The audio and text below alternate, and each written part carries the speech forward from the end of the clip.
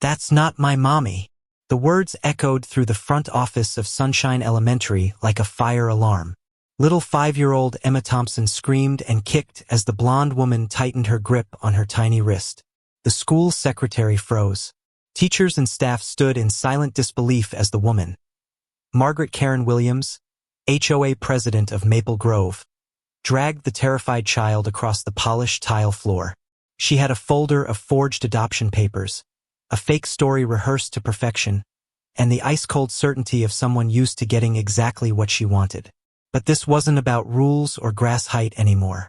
Karen had been watching the Thompson family for months, obsessed with their joy, their perfect smiles, their beautiful little girl. And now, with one snap decision, she was about to destroy not only their lives but her own. Before the day ended, Karen would be in handcuffs. Her husband would walk out forever, and her face would be plastered across every phone in town as the most hated woman in the community. And it all started right here, with a scream from a 5-year-old who knew one simple truth. "That's not my mommy." It was a Tuesday like any other in Maple Grove. Birds chirped. Sprinklers hissed softly. Children giggled in the playground at Sunshine Elementary while teachers sipped coffee and finalized lesson plans. In a quiet cul-de-sac 2 blocks away, David and Sarah Thompson walked hand in hand with their daughter Emma, her little pink backpack bouncing behind her. The morning sun cast a golden glow on their smiling faces. But behind a curtain, watching like a hawk, stood Margaret Karen Williams, the self-appointed queen of Maple Grove, HOA president for 3 unbearable years. Her yard was pristine, her hedges symmetrical, her mailbox gleaming. And yet, her life was chaos, a powder keg of envy, resentment, and control. Every morning, Karen watched the Thompsons with growing hatred. Emma's laugh made her coffee taste bitter. Sarah's effortless kindness made her blood boil. David's gentle nature was a silent insult to everything Karen's marriage had become.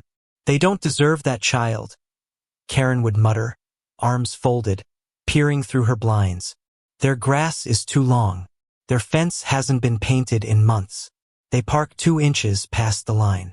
She cataloged every imagined infraction like sins against her rule book. 2 years earlier, the Thompsons had moved in with cookies and smiles. Sarah had knocked on Karen's door with a Tupperware container of homemade chocolate chip treats, eager to make a friend. Karen didn't even look at them.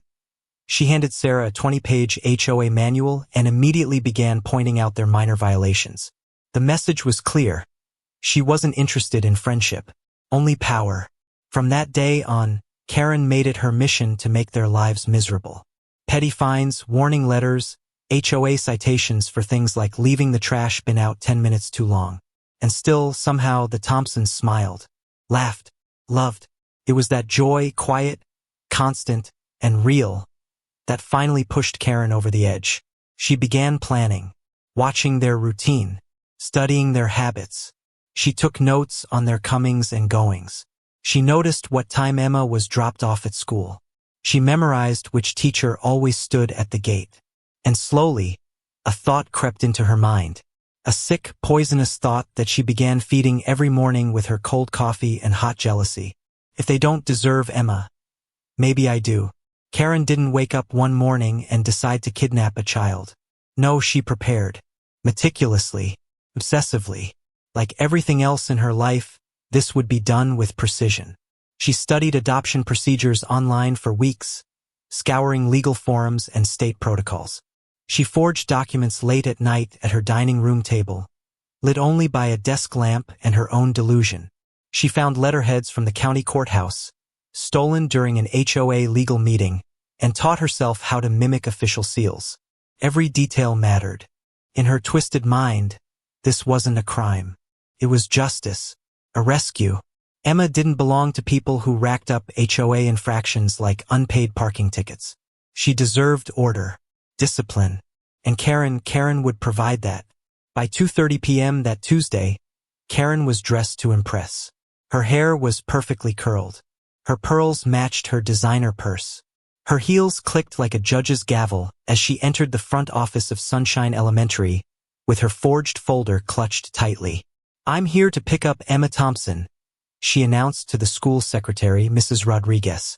Mrs. Rodriguez blinked, glancing at her screen.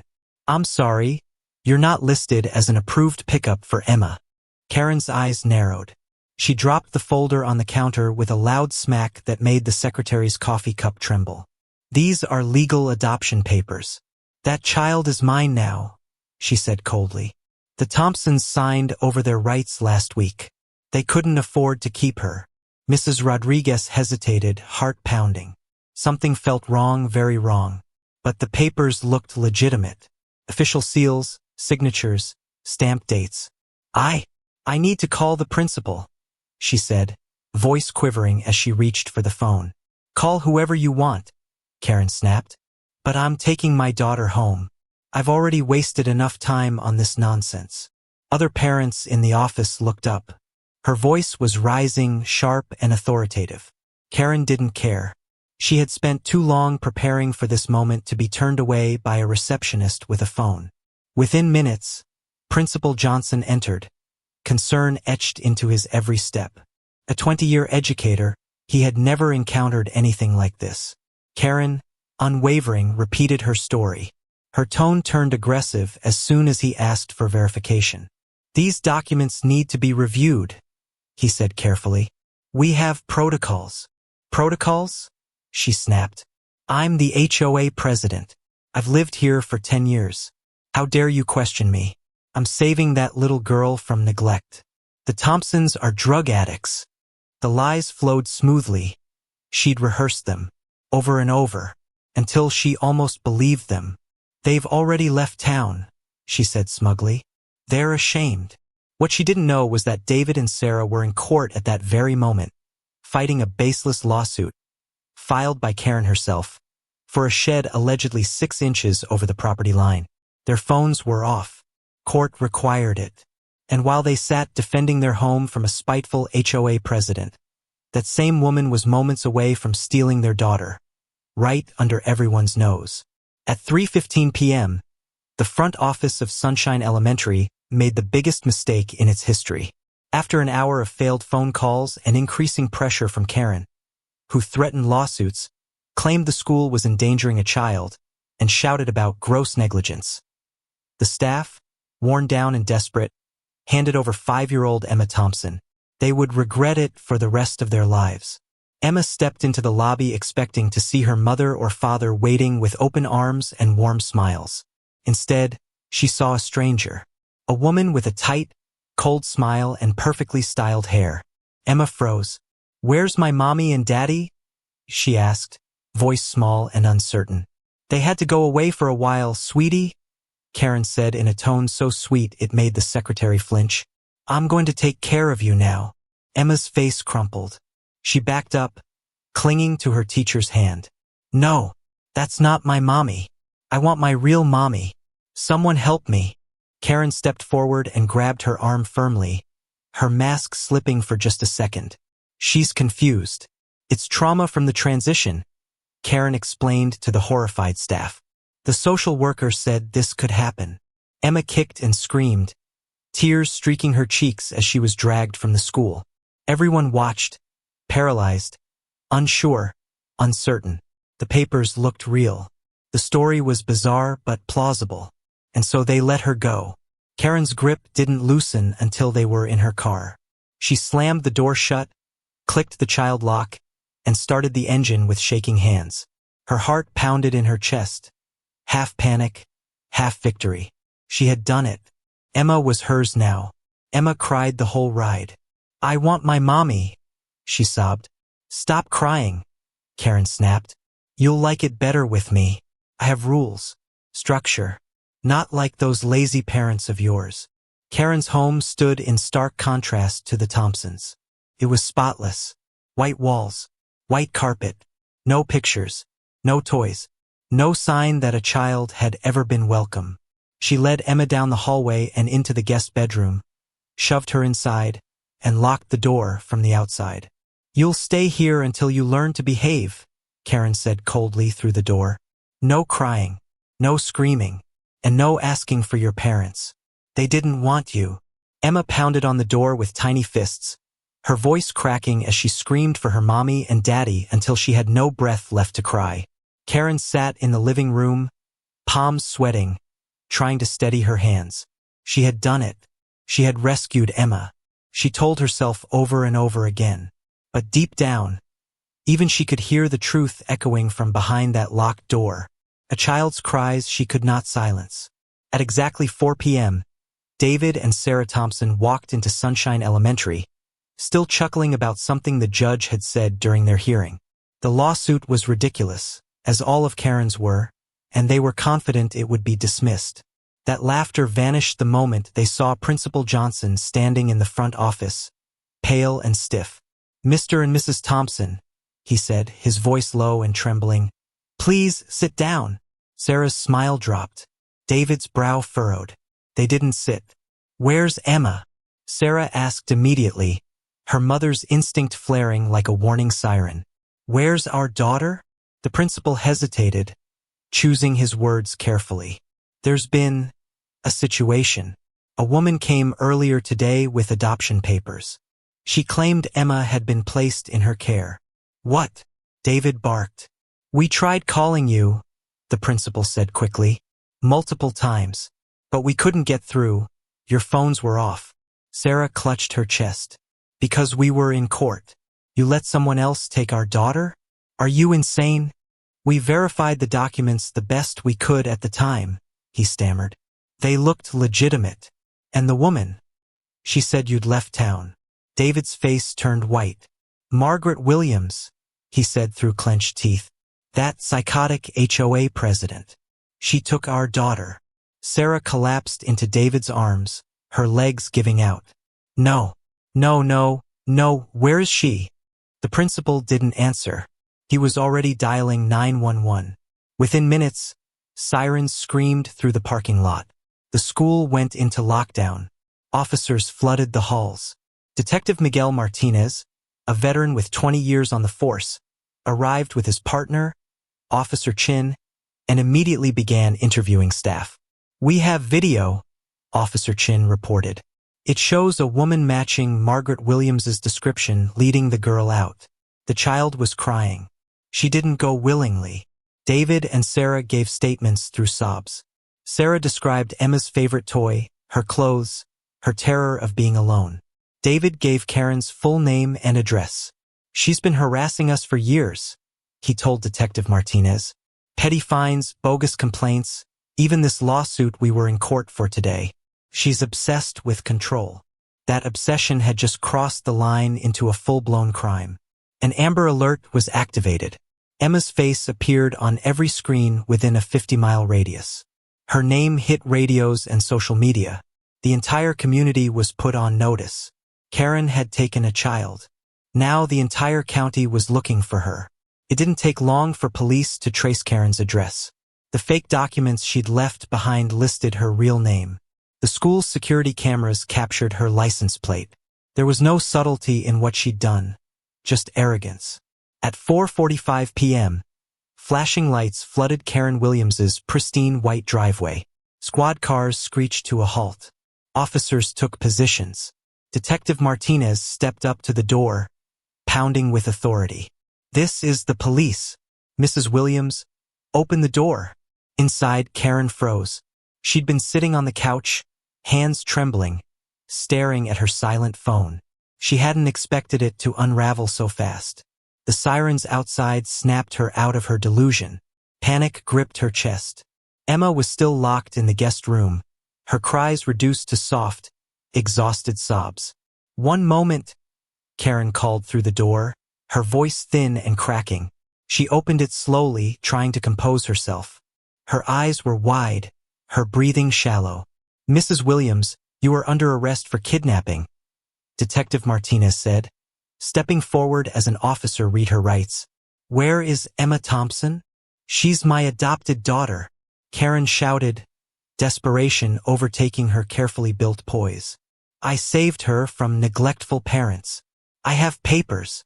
"Those papers are forgeries," the detective replied coldly. "And we have video of you dragging a child who was clearly terrified."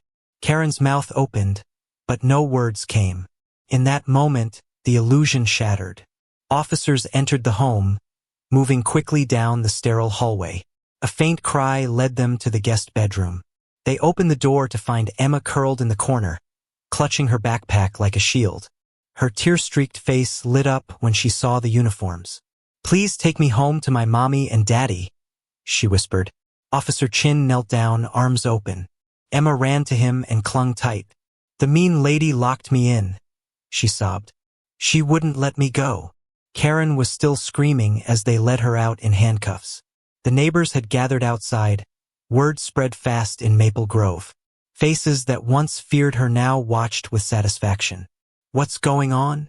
Robert, her husband, asked as he rushed up, confused. "She kidnapped a child," one officer answered grimly. Robert's face collapsed into shock, then horror, then something even heavier, shame. At the police station, Karen sat handcuffed to a metal chair in the interrogation room, her pearl necklace askew, her perfect hair now tangled and damp with sweat. Still, she clung to her fantasy. "I was protecting her," she insisted to Detective Martinez. "Her parents violated HOA regulations 17 times this year. That's documented. They were unfit." "Ma'am," the detective replied flatly, "HOA violations don't justify kidnapping. You forged government documents, locked a child in a room, and dragged her out of school while she screamed for her parents." But Karen wasn't listening. She stared past him, shaking her head like the world had failed her. That's when the door opened, and her husband walked in. Robert Williams didn't say a word at first. He looked at her like he didn't recognize the woman sitting there. Then he pulled an envelope from his coat and dropped it on the table. "You are hereby served," he said, his voice tight, "with divorce papers." Karen blinked, stunned. "What? Robert, no, you can't be serious."